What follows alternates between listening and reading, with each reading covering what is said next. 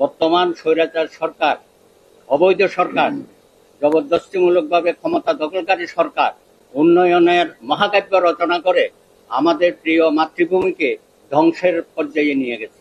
আমরা সবাই এ বিষয়ে প্রায় একমত যে এই ফ্যাসিবাদী সরকার তারা তাদের ক্ষমতায় টিকে থাকার জন্য সব রকম অপকৌশল গ্রহণ করছে। এবং এখানে 1971 সালের স্বাধীনতা যুদ্ধের যে চেতনা, সেই চেতনাকে প্রলম্বিত করে তারা নিজেদের ক্ষমতাকে কন্ট্রোল করার লক্ষ্যে তারা দেশের সমস্ত প্রতিষ্ঠানগুলোকে, গণতান্ত্রিক প্রতিষ্ঠানগুলোকে তারা ধ্বংস করছে এবং একই সাথে তারা রাষ্ট্রযন্ত্রকে ব্যবহার করছে। অর্থাৎ দেশের মানুষ তারা চায় যে এই দেশে একটা অবাধ, নিরপেক্ষ, সুষ্ঠু নির্বাচন হোক এবং গোটা রাষ্ট্রকে একটা একদলীয় রাষ্ট্র ব্যবস্থায় তারা নিয়ে যেতে চাচ্ছে এবং একটা যে এটা করছে তারা সম্পূর্ণ একটা রাষ্ট্রীয় সন্ত্রাস সৃষ্টি করে। আজকে এই অবস্থার প্রেক্ষিতে তারা একটা নির্বাচন করেছে, যে নির্বাচনটা মানুষ বর্জন করেছে। মানুষ নির্বাচনে ভোট দিতে চায়নি।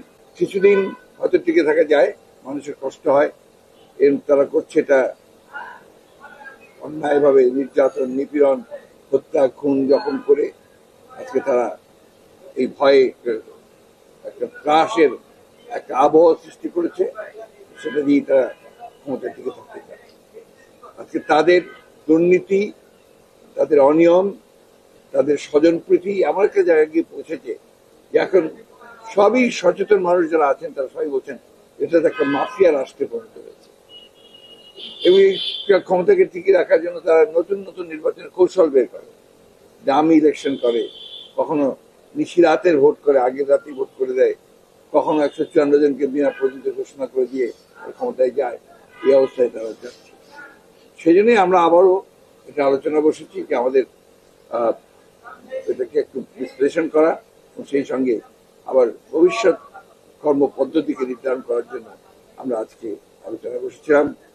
বর্তমান স্বৈরাচার সরকার, অবৈধ সরকার, জবরদস্তিমূলকভাবে ক্ষমতা দখলকারী সরকার উন্নয়নের মহাকাব্য রচনা করে আমাদের প্রিয় মাতৃভূমিকে ধ্বংসের পর্যায়ে নিয়ে গেছে এবং একটা মহা দুর্যোগ, মহা বিপর্যয়ের মধ্যে আমরা আছি। আপনারা দেখেন আজকে শিক্ষা ব্যবস্থা থেকে শুরু করে অর্থনৈতিক অবস্থা, শেয়ার বাজার থেকে শুরু করে কোনো জায়গায় তাদের কোনো জবাবদিহিতা নাই।